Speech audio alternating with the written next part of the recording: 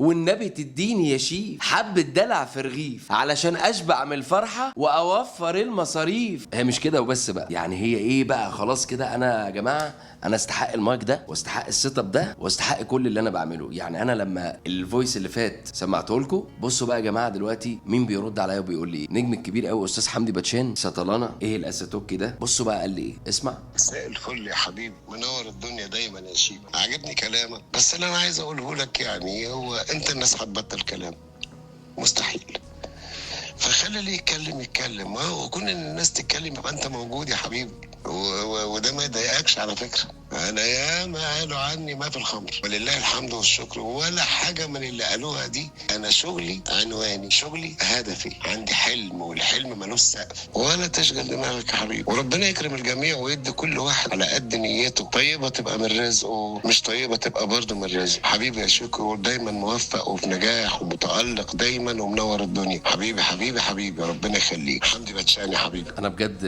بشكرك جدا جدا جدا يا نجم العالم استاذ حمدي باتشان، شرف ليا كلامك يا حبيب قلبي، وانت فعلا غالي عندي وغالي عند كل الناس. ميرسي جدا ليكم. وبقول لك ايه يا عم حمدي، من الاخر كده والنبي تديني يا شيف حبة دلع في رغيف علشان اشبع من الفرحة واوفر المصاريف. اوه سطلنا حبيب قلبي يا احلى حمدي باتشان في الدنيا.